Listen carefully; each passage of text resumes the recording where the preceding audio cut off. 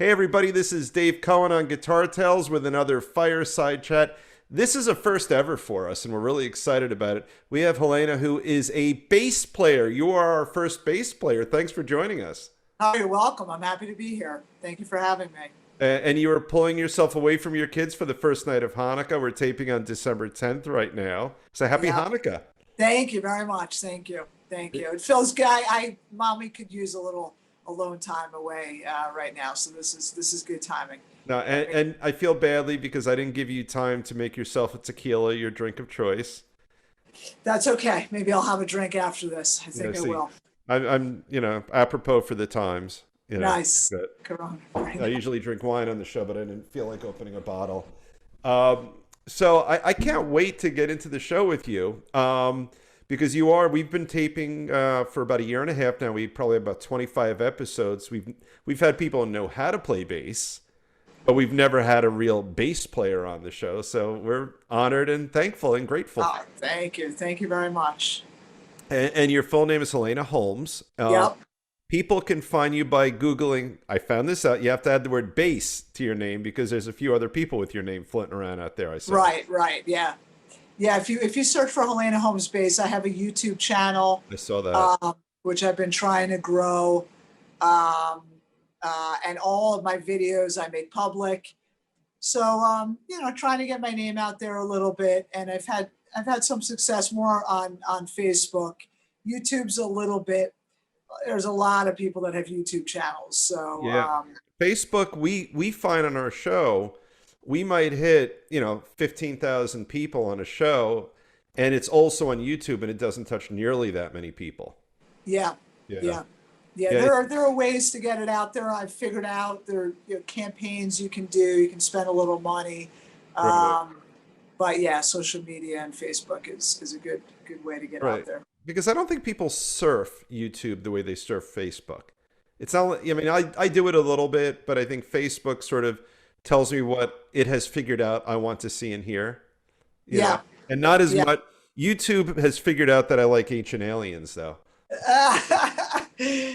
Yeah, YouTube has their own algorithm, but I think uh, I didn't know this. I've delved into it a little bit. That when you pay, then you can get your videos, your name up in as suggested videos to Oh, watch. really? That's Yeah, interesting. this is a whole. It took me a while to figure it out. I'm letting the cat out of the bag because it's a lot of people don't know about it. But yeah, there are campaigns that you can run um, to get your name out there, to get your videos out there. Right. Uh, but Facebook's done me better than you. I think the nice thing about Facebook, people are just scrolling and then your video just starts playing. Yeah, it's pretty You cool. know, yeah. I have a really good friend whose son has something I don't have, which is a really thick head of hair. So at age 15 or 16, his son made a few videos where he just flips his hair back and sort of smiles into the camera. 5 million hits. Oh my, yeah. Yeah. I Yeah, it's crazy. It's beyond me. Some of the ones that have. I mean, I've seen musicians, I've seen bass players that have a ton that are good, but I think how did they get Yeah. 80,000, 100,000? They might. I'm sure your friend's son wasn't paying for it, but Yeah, he I just flipped assume his some hair the right musicians. way. Yeah. Yeah, yeah. Um, So let's talk a little about you. See, you are a 20-year bass player or 20 years as a professional. I'm 44. I've been playing since I was 16, so 26 years. Um, but the first couple of years, professional, that's a, I don't know if I use that term. Yeah, I mean, definitely, I'd say the past 15, 20 years, supplementing my income from playing. Prior to that, I did originals and swore I would never do covers. All right. Um, Yeah. and anyone that played with me in original bands back then, we were all sort of, yeah, no, we would never play covers. Um, and then Well, I good did my music though. first, You know, it's what? it's all good music. Yeah, it is. And I don't know why we had this. I think, we thought we had stars in our eyes when we were younger and, cover bands. That was like for like older people and like, you're not going to make it doing covers. And then I did my first cover gig on New Year's Eve, however many years ago, 20 years ago, 18 years ago. And I got paid at the end of the night, and people stuck around and they danced, and then I got free drinks. It was like I had never experienced that in my life. So that converted me. That converted me That's a into good thing. And you know, one of the themes that I've gotten from our people on the show, whether they do originals or covers, and I think we've probably skewed a little in the cover direction on our show. It's just bringing joy to the people yes. who've gone out. Totally. You know what? Music, I love listening to music. I love playing, but I love listening to music. And I think it definitely strikes this emotional chord. And I love to see people getting into it. And it doesn't matter whether it's originals or covers. It just so happens that people, people like to hear what they know. Yeah. I played a lot of original shows. I played CBGBs with a lot of different bands over the years, and the original scene is not can be a little rough. You got bands playing, and then the people that see the bands are there, and then as soon as the band's off the stage, everyone that came to see the band leaves. Right, right. It's unforgiving. It's you pour your heart and soul into it, and you don't always get it back from the audience. But you're right, it doesn't matter. Covers or originals, music is music. And Yeah. yeah. I had just like a good but a hard work day today, and just made myself some dinner, through the headphones in, and have my own little personally curated song list. And it's like it hits some receptors and neurons in one's head, and it just, my mood immediately. Yeah, today was the Black Crows. The Black Crows put me in a fabulous mood. That's it. Nothing else You, objective. yeah, it's me too. I can relate that, I'm driving to work in the morning, and it just does something to me. It does affect my mood. And I don't know if it does that as much to I see my kids don't have that same, which is interesting. They like music, but I think some people have a visceral, I have that's the word I was Yeah. looking for. Yeah. I have a visceral reaction to Yeah. music. I've gotten goosebumps. Oh yeah, Last, yeah. yeah, yeah. I went to a conference probably 25 years ago with a lawyer I didn't know too well, and just different law firms, what have you. And we get into a rental car, and I find some local rock station, and I'm just noticing we had a long drive to get from one place to another. And the guy in the car with me, or I said to the guy in the car with me, they can't play a bad song. And I'm all excited. Every song they're playing is better than the last. And he actually said, "Yeah, I don't like music." Oh, And I thought, okay. And I guess those people exist too. There could, in the minds of at least where I would have been, would be people either love music or like music, or maybe even are either way on music, but people don't like music. But it was I met someone once in a bar, I think at a gig, and getting a drink, and just started chatting. And I don't know why he was there. He wasn't there to listen to music. And somehow, and he also said something similar. He said, "Yeah, I don't really," or he said, "I don't listen to music anymore because I'm into politics." And I was like, wow. who, I was foreign to me. I'm like, who doesn't listen to music? Like I couldn't relate. No. I couldn't. So with that said, and I see, as I said, I see in my children that I don't know that it strikes everyone in the same way. No. I guess in an idealist way, I would think it does, but I don't know that it does. But it definitely does with many people, and it does with me. And it's part of my life. Part of my existence, part of my being. Right, right. Your fiber, your Yes, DNA. yes. So let me ask you this. So when you picked up your first bass, you could have picked up, well, I don't know if you could pick up a piano, but you could have played piano. You could have played piano, guitar, I mean, a million other things. What drew you to bass, or did you start somewhere else before bass? Yeah, I started on piano. My parents made me, which was a trend, maybe less so now, made me play piano. They weren't ruthless about it. It was, hey, you got to take lessons. I'm really glad they did, because I think it was a foundation, and I can still read a little bit. Um, I think I tried guitar probably for like a week or two. But when I was 13, I remember this moment. My boyfriend at the time at 13 was into classic rock, and I didn't know about classic rock. I was into 80s and whatever it was on PLJ at the time, Right. Remember them? Z100. Yeah. Yeah, and he played Led Zeppelin, and I remember grew up in Kinnelon, walking to Sabies Beach. Anyone that's watching this would know the beach, and we probably had a boom box, and he played Ramble On, Right. and I remember going, what's that? I could Making hear that that bass line in my head right now. yeah. Yeah. And he's like, that's bass. And I'm like, oh, and I didn't pick up bass at 13, but that stuck in my head. That's Yeah, it. Zeppelin, and then hearing more Led Zeppelin, and that made an impression. Yeah. Well, well, we're glad you did. Thank So you caught my attention and Scott's with some of your videos playing Rush, and not just playing Rush, playing it really goddamn well. I mean, thank you. yeah, that I forgot which. Now I'm forgetting which songs you did. I just did Fly By Night by Rush. I Yeah, just did that. Recorded it over the weekend. I recorded it on Saturday and posted it on Sunday. that's the one we saw. There was another Rush song I saw you did. I I thought didn't do any other. I did Rio by Duran Duran that's before yeah, that's the that. other one I saw. That you did a really nice job at. But my favorite, which is on my playlist, you did is it Rubber Band Man? Rubber Band Man. Yep. That is Yep. such a positive, great, fun, silly song. I don't know what it means to be a rubber band man, but It I was listened to yeah. that later There's a story I read up on it. It was about this one of the guys that wrote it. His son was very overweight. on. Okay. There's actually a nice story behind it. I think he Oh, wrote it for really? his son, believe it or not. Yeah, yeah. It's a long song too. Yeah. I don't Like a remember what five, is. 6 minute or maybe. I don't. When I ran, it felt like it lasted forever. Okay. Yeah, the videos, people requested Rush forever.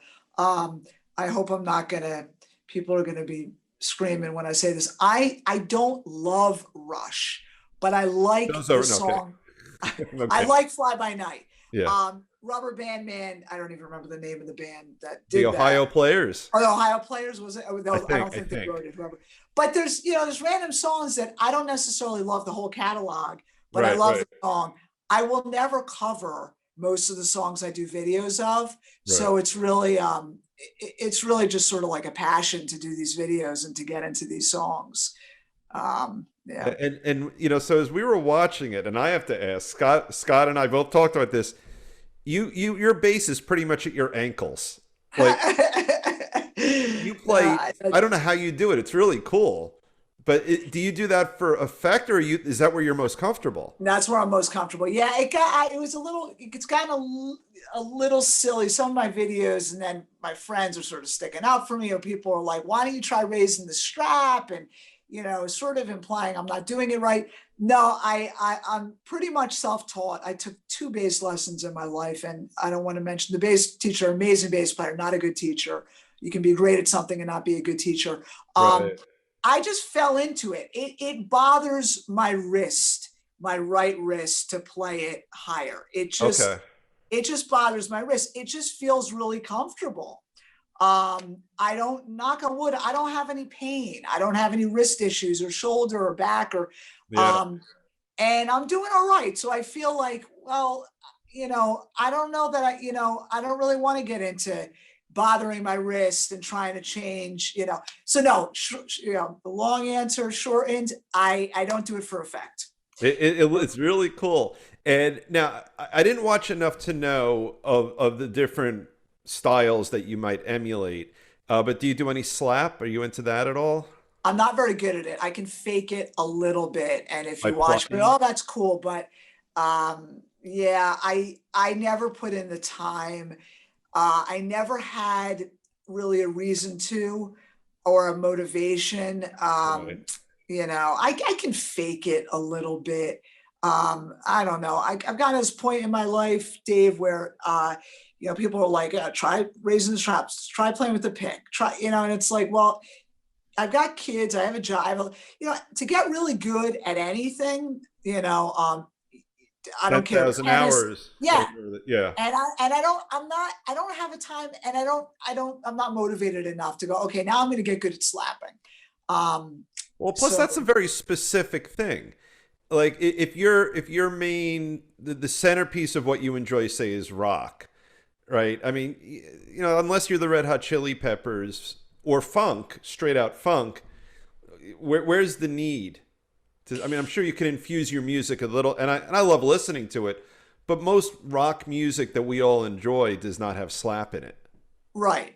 Yeah, and even there are songs that have slap in it that you're not even necessarily aware. I might Right. hear it, always popping a little bit. But I think of Peg by Steely Dan. I love Steely Dan, and I've Yeah. have the making of Asia. And Chuck Rainey talks about that slapping during the recording of that album, slapping was very in.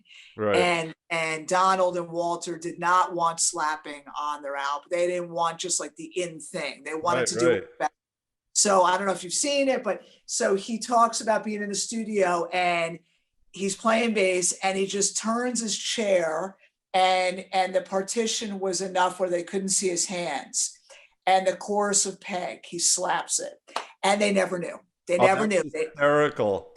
And they loved it. And they're like, this is great. But it's subtle, there Yeah. are, so stuff like that. I think there is slapping where you might not necessarily even hear it, but it adds a little effect. Yeah, like in a lot of like music that's very far in the direction of pop, if you listen super carefully, there's just like a little bit that sort of flavors it, but is not standing out, and Right, you might not even notice if it weren't slap. right, Like there right. was some band I remember. I don't know why I remember this. The Tommy Scott band. I think they were a famous backup band, and they had some bass player who was just popping the hell out of it. It was kind of fun to watch. But if you listen to the overall music without staring at the bass player, you don't know that that's happening. Right, right, right. Now, who are your, if any, bass heroes or heroine? Oh, I have, I mean, I do, it's cliche. he does slap a lot, but I love Flea. Yeah. I don't even care about his slapping so much. I love his bass lines. I love his bass lines. He's got the funk and Yeah. he's got it in his blood. And, my favorite bass player, like I love the guy from Jamiroquai. I love John Paul Jones. Uh, the Fix had a few different bass players. Yeah, I never thought of them. They were Yeah, they were funky. yeah, they had some great. There's a song on my YouTube channel, or We Ourselves, that I covered. Okay. Yeah, I'm not. I mean, I love Stanley Clarke. There are Yeah. some virtuosos that I love, but I think I probably lean more towards just good bass lines. Just tasteful. Right. Just The glue. tasteful. Yeah, yeah. That you're not even necessarily. Some of the virtuosos. I can listen to it and I'm wowed, but it's more like solo bass. Yeah. Where I prefer, Flea, it's just perfect for the music. It's just, it just fits it like a glove, you And know. if he didn't look the way he does and have that particular brand of stage presence, he would probably just be considered a really good bass player because he's not. I mean, he drives the music, but he's not narcissistic in his playing. Right. Yeah. No, and he's not even he's really not a virtuoso at all. I mean, there are kids on YouTube that I've seen that are 9 and 10, prepubescent kids Right. who Right. who have better, and I say this, I'm no joke, that have better chops than Flea. That Right. you're just Right. watching them and you're like, oh my God. So he's not a virtuoso, but it's the guy from Stone Temple Pilots, DeLeo, I forget his first name. Where they've got something where they just Hmm. play for the music and have that funk and that groove and that pocket, and it's not about how many notes. So those are the guys that I tend to gravitate towards that give me goosebumps. Yeah. We've already talked before the show that because of the technology of Zoom, we're not going to have you play, but I'd love to see your bass, and we'll talk a little bit about Sure, that. sure. So right next to me. So this is Oh, that's a sukap. gorgeous. What is This is it? it's called a sukap. The guy's name, let me see if I step back, if you can get a better. Holy crap, that's beautiful. Yeah, this is Steve Sukop is the guy. It's a neck through. Wow. It's quilt maple on the top, a wenge or wenji, I don't know how they pronounce it. Well, it's beautiful, but it also it plays beautifully, and it's light and it's weighted really well. Steve lives in New Mexico now, I think. Steve Sukop. I bought this in '97, number 123. He's gotten a little bit more well known since then. Um, Let's I see the love it. back again. I love the wood on Yes. the neck, how it goes all the way through. That is Yeah. gorgeous. Look at that. Oof. And that's a long neck. Yeah, you just broke your guitar in the Yeah, show. I just broke my guitar and broke the Yeah. ceiling. And then No, that's, it's standard. It's not extra long. oh, No, it's it's a not? standard. No, it's tapered. It's more of a tapered neck, so it might, and also on camera, it might give that. Oh, Uh, right. Yeah. no. So this is, yeah, this is my baby. I have other basses. I have a five string Music Man that I used to play exclusively, and that's upstairs. That's about four times as heavy as a Sukop, Okay. and I don't really need a five string. I used it exclusively for a while, and then I got pregnant, and I just couldn't have that weight. Uh, Right. Yeah. but I don't really need a five string. I don't think, for the most part. But that's my go-to bass, the That's Sukop. beautiful. Now, are Thank you you. into chords on the bass, or are you more single note kind of person? Single notes. I mean, Yeah. occasionally I'll hit maybe two note chords, but Right. um, Yeah. Now, how have, so this is another theme we've been doing. It's hysterical. We call these the fireside chats. There's no fire anywhere, but that's what we've been calling them. But since we started doing these, we love to talk to artists, and whether you're doing originals or covers, you're an artist. Yeah. How has COVID affected you from an artistic point of view? um, the positives and negatives, it hasn't all been negative. The negatives are the obvious that we've all been suffering from, which is loss of gigs. I mean, anyone that's in any entertainment hospitality business, I did lose. I'm in a Cars tribute called Best Friends Girl, and that we traveled and we did theaters and bigger venues, and those all got canceled. I mean, Right. all those gigs. But I played bars over the summer, so I did lose a lot of the better paying, higher end gigs. The positive though, and this is just my personality, so I can't speak for any other musician, but um, I got into doing these videos. I really that's sort of been my focus since COVID. Like I did a couple of them before COVID, but I really sort of honed in on doing them, and got better sound, and got this. Do I have it around here? This thing. Hold on. Can I let me show it to you. This doohickey. This is called an iRig.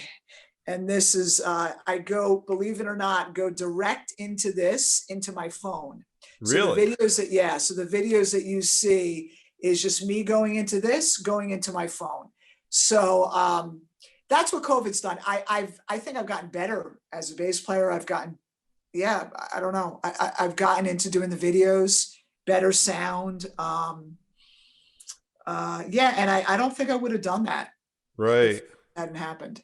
Yeah, and that's one of the themes that we've been hearing is that, depending upon one's outlook, and look, we all have different external challenges in our lives, and for a lot of folks who are financially distressed, they don't even have the emotional bandwidth to work on their craft. But if you're fortunate enough to be in a position where you have the bandwidth, you can exit this a better craftsperson or better artist than you entered it.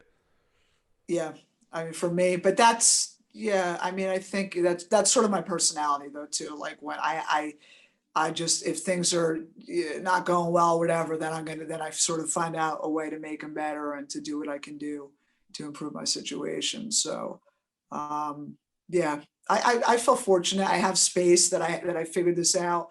I feel proud that I've even like this, like, it's like no one, I kind of took little bits and pieces. People told me get this, but then I didn't know what to do with it, Right, right. and then what app and how do I, so, and then adjusting levels and the best editing app. And I, I'm a little techie, but I never was into recording. Never knew anything about recording or editing or setting levels or any of that.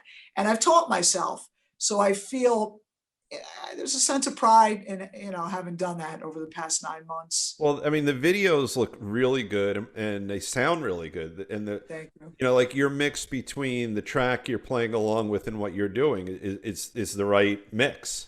I think Thank they you. sound great. Thank you. So what do you see? There it's December 10th of 2020 right now, and I'm looking at yep, I got it right on my calendar there. There's a couple of vaccines. There are rough times in front of us, but there's hope on the horizon. So what are, let's say before life gets normal, what are your next projects you want to work on? And then we'll follow up with, what do you see in your life once we're all with each other again? Oh, I want to gig again. I did a lot of great gigs with great musicians. I want to play with my friends and I want to play music with people that I enjoy being with and playing with. I want to continue to do these videos and work on songs. I have a couple songs on the horizon that I'm starting to work on. I think, I think that in the warmer weather, I think by the spring and the summer with the vaccine, I think we're going to get back to some level of normalcy. I don't know that I think it's going to be a while before people are comfortable Yeah. to be packed into anywhere, hundreds, thousands of people. I don't know when those arena type events are going to come back. No, I think Uh, it's a solid year. think so? That's just my uneducated guess on it. My feel for it is that if we have the first wave of vaccines, late December, early January, then the next wave, then the next wave, then people emotionally feeling comfortable with what the vaccines can do, hopefully. I'm just guesstimating. It feels like in about a year, life will be maybe 80% normal, something like Okay. that. I don't know. Okay. You know, I'm it's not. I'm not a medical professional. We actually just re-aired the show we did with Scott because Scott is a pharmacist by day and actually has expertise. He's a frontline worker. Oh, wow. So what was interesting is, we did we taped his show at the very beginning of COVID because we thought, oh my God, our publicist is a professional in this exact area. So we did a very serious show, and everything that Scott said really was borne out, as we looked forward in terms of his views of these things. But somewhere on Guitar Tales on Facebook right now, actually, is a replay of Scott's show, and he had some really nice insights. I thought we had a good show, but Oh, nice. yeah. Nice. Nice. Yeah, So let's hope we get back to, to playing and, some sense of normalcy.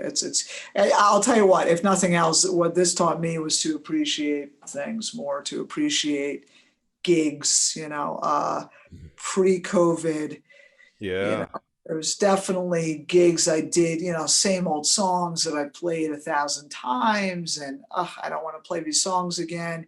And then I did a gig. The last gig I did was about a month ago. It was cold, maybe 3 weeks ago, doing the same old songs, but I had a blast. And I was like, right, wow, it gave me a little bit of a different yeah. perspective. Yeah, I got goosebumps. I saw this video that was going around. It might have been in Paris. It was the Thousand Musician version of what's the AC/DC song that we all love? Shook Me? Was it Shook No, Me? no, it's the Or Back in Black? no, before that, I think.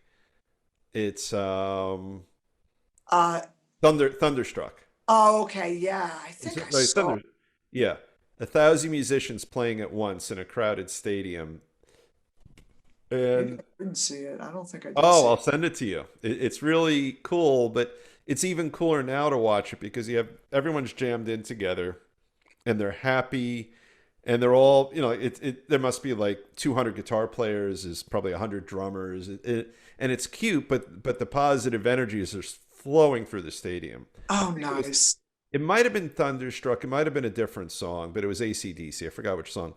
But yeah, we have each other's emails. I'll send it to you. It's really cool. Okay, nice. But Nice. as is always the case on Guitar Tales, the time has flown. We're probably about 35, 40 minutes in. It feels like 5 minutes. It does. But thank you so much for being our first ever bass player on the show. Oh, you're welcome. Thank you for having me. This is a Eh, pleasure. Same here. And again, for people to find you, what's the best way for people to find you? Helena Holmes Bass on YouTube.